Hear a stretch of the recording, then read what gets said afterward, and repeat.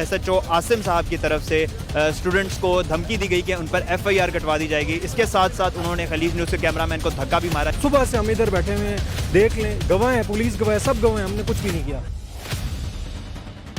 मजबूर हैं हम, फिर हमें रोड पे आना पड़ेगा। कि हमें मैथ्स की स्लाइड दी जाती है, हमें कहते हैं इससे पढ़ो। पीसफुली यहाँ पे सुबह से बैठे हुए SHO ने हमें मुंह पे कहा हम 3 लोगों के कि तुम बाहर आओ, ये बदमाशी अब ये रोड खाली कर, वरना मैं तुमको अभी FIR करता हूँ। HEC के डिसीजन का और गाइडलाइंस का वेट कर लें। मैम अगर HEC जो है वो यही कहती है कि यूनिवर्सिटी अपनी मनमानी करे, जिस तरह उन्होंने पहले कहा था कि यूनिवर्सिटी अपनी मर्जी करे, फिर आप क्या करेंगे? अस्सलाम वालेकुम नाज़रीन, मैं मौजूद हूँ बहरिया यूनिवर्सिटी के बाहर। एरेड यूनिवर्सिटी और नमल यूनिवर्सिटी के बाद अब बहरिया यूनिवर्सिटी के बच्चे भी मैदान में आ गए हैं। इनका भी मानना है कि हमारे ऑनलाइन एग्ज़ाम्स लिए जाएं, हम लोग ऑन कैंपस एग्ज़ाम्स नहीं देंगे। आइए इस हवाले से हम पूछते हैं बहरिया यूनिवर्सिटी के स्टूडेंट से कि ये लोग ऑनलाइन एग्ज़ाम्स क्यों नहीं देना चाहते। तो जी बताएं कि आप ऑनलाइन एग्ज़ाम्स क्यों नहीं देना चाहते। नमल वालों का तो मसला था कि उनका ऑनलाइन सिस्टम नहीं ठीक चला था, इसलिए वो कह रहे थे हमें ऑन कैंपस पढ़ा के फिर एग्ज़ाम्स दें। तो आप लोग क्यों ये मुतालबा कर रहे हैं?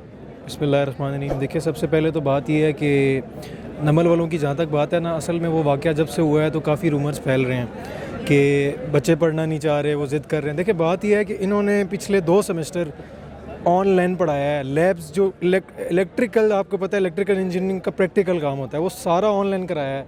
इनके पास कैपेबिलिटी है, सब कुछ है, लेकिन ये ज़िद पे अड़े हुए हैं कि हम जो है इस दफ़ा ना आपका ऑन कैंपस लेंगे। और जब हमने वजह दरियाफ़्त की, फॉर्मली जाके मिले DG कैंपस से, तो उनका ये बयान था कि हम राज़ी हैं, बच्चे आपकी बात ठीक है, हम राज़ी हैं। बात ये है कि हमें गवर्नमेंट ने मजबूर किया हुआ है। उन्होंने हमें लेम एक्सक्यूज़ दे के ना डिस्पर्स करने की कोशिश की, जिस वजह से आज सब आए हैं। देखें, कल HEC के जो चेयरमैन हैं उनका बयान सब ने देखा।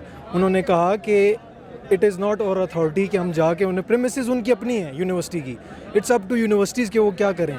तो आप हमें बजाय इसके कि खुल के बता दें कि हम नहीं लेंगे, आप उन पे फेंक रहे हैं ये।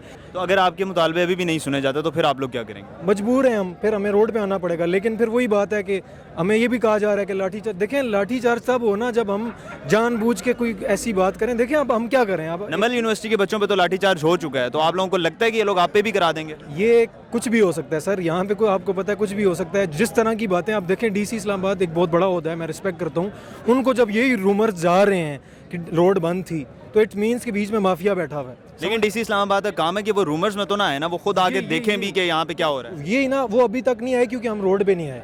वो तब आएंगे जब हम रोड पे आएंगे। एडमिनिस्ट्रेशन का काम तब है जब रोड ब्लॉक होगी। कि हमें मैथ्स की स्लाइड दी जाती है, हमें कहते हैं इससे पढ़ो। ना कोई टीचर पढ़ा रही है, आधे क्लास में लोग सो रहे होते हैं। कभी टीचर्स आधा घंटा पढ़ा के कहती हैं कि क्लास ख़त्म करते हैं।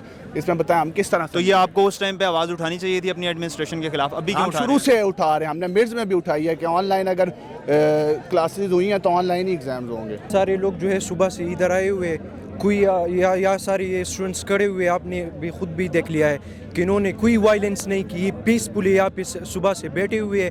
और अभी हमारी जो स्टूडेंट्स का जो वो कमेटी है, वो अंदर उनके साथ यूनिवर्सिटी इंतज़ामिया के साथ वो मुज़ाकरात कर रहे हैं। तो अभी वो जब आप बाहर आ जाएंगे तो उसके बाद हम अपनी जो है वो अपने लाए अमल का ऐलान करेंगे। फिर अलाउद्दीन, ये बताएं, अभी आप लोग अंदर गए थे मुज़ाकरात करने, तो उन्होंने आप लोगों को क्या कहा है?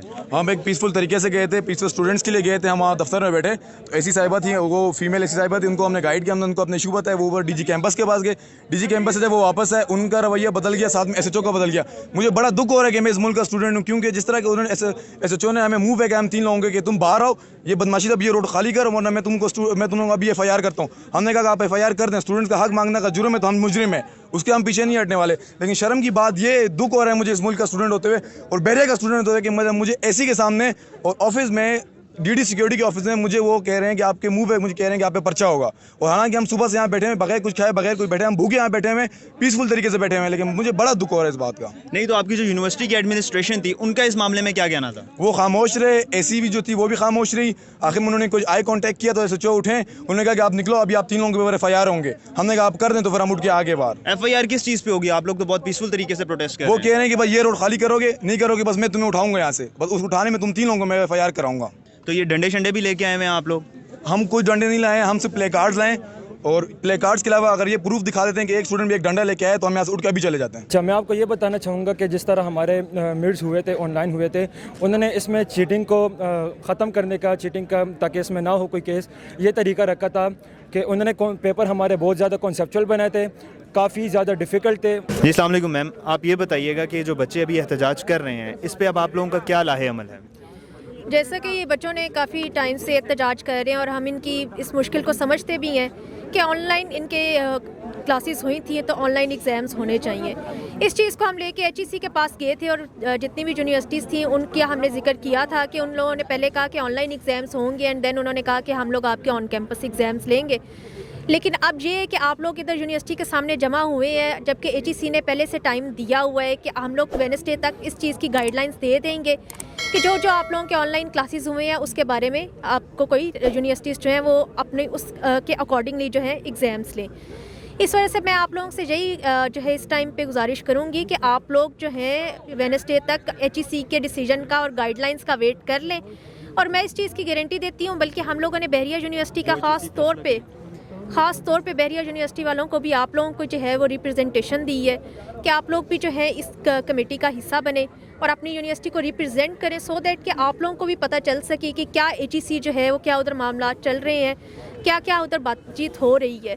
फिर जो भी HEC गाइडलाइंस देगी उसके अकॉर्डिंगली जो भी यूनिवर्सिटीज़ होंगी हम लोगों की, हम उनको इस चीज़ के लिए पुश करेंगे और उनके लिए ऊपर ये लाजिम हो जाएगा कि वो उन गाइडलाइंस को माने और उस गाइडलाइंस के अकॉर्डिंगली ही एग्ज़ाम्स आप लोगों के लिए। मैम अगर HEC जो है वो यही कहती है कि यूनिवर्सिटी अपनी मनमानी करे, जिस तरह उन्होंने पहले कहा था कि यूनिवर्सिटी अपनी मर्ज़ी करे, फिर आप क्या करेंगे इस बारे में?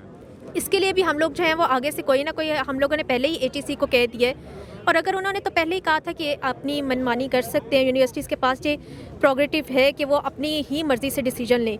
लेकिन इसी वजह से हम लोगों ने कहा है कि आप लोग वाइस चांसलर से मिलें और बच्चों की जो गुजारिशात हैं उनको सुने और उसके अकॉर्डिंगली डिसीजन लें। तो अब लोग इसी वजह से वाइस चांसलर्स की उन्होंने मीटिंग बुलाई हुई है कल और उसके अकॉर्डिंगली जो है वो अपना एक गाइडलाइंस जो है वो तैयार कर रहे हैं और वो आप लोगों के साथ शेयर हो जाएंगी। अच्छा मैम, अभी बच्चे बता रहे थे कि SHO साहब ने इन्हें धमकी दी है कि हम आप पे FIR कटवाएंगे, तो उसमें क्या सच्चाई है?